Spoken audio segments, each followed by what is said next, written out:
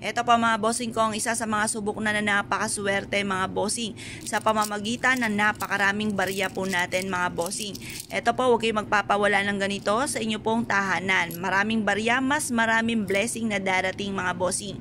Ngayon pa mga bossing, tuturuan ko pa po kayo para magtuloy-tuloy ang flow ng swerte sa pamamagitan ng napakalinis na tubig para mas maging masagana ang pamumuhay.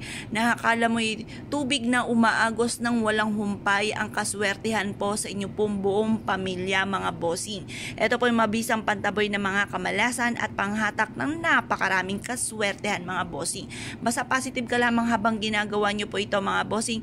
Mula sa puso ang pagwi-wish, taimtim na panalangin, walang imposible mga bossing kapag po kayo ay gumawa ng ganitong mga pamamaraan.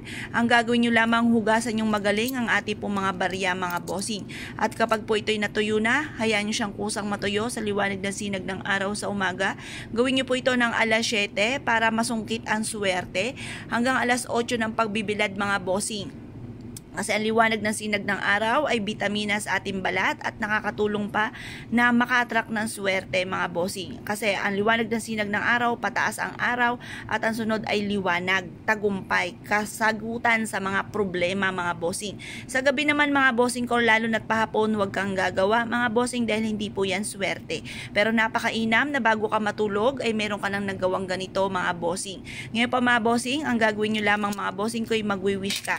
Bawat barya mga bossing ko ay mag-uukol ka ng panalangin. Halimbawa ito mga bossing ko, sabihin nyo po dito sa pamamagitan nitong baryang ito, ako yayam at magiging matagumpay, magkakaroon ako ng napakaraming pera. Sabay shoot mga bossing. Tapos sabihin nyo rin po dito sa pamamagitan ng baryang ito, matutupad ko lahat ng aking mga pinapangarap, magkakaroon ako ng negosyo na dito na ako yayaman. Tapos sabihin nyo po dito, magkakaroon ako ng maraming ipon sa bangko, maraming lupain. Basta itodo-todo nyo na ang inyong mga kahilingan. At sa aking negosyo ay dito na ako yayaman. Magkakaroon ako ng sarili kong sports car. Yan. Mababayaran ko lahat ang aking mga pagkakautang or kaya ang aking mga hulugan. Ganun po inyo po mga pagwi-wish. Direct to the point ang pagwi-wish, walang gamit na sana mga bossing. Sabihin nyo po, lahat ng pangangailangan ng aking anak ay matutupad. Tapos sabihin nyo po dito, maliligtas kami na aking buong pamilya sa anumang kapahamakan at magkakaroon kami na napakahabang buhay. Yan, itotodo nyo na ang inyong kahilingan. Lahat na po i-wish po ninyo, huwag ka nang mahiya pa. Tapos huwag kang gagamit na sana kapag ikaw ay nagwi-wish. Walang imposible sa mga taong masisipag at naniniwala na magiging matagumpay sa buhay. Na hindi laging ganyan ang takbo ng pamumuhay. Walang imposible mga bossing. Ngayon pa mga bossing, subukan nyo po itong gawin ng may positibong pananaw para gumana ang ating law of attraction.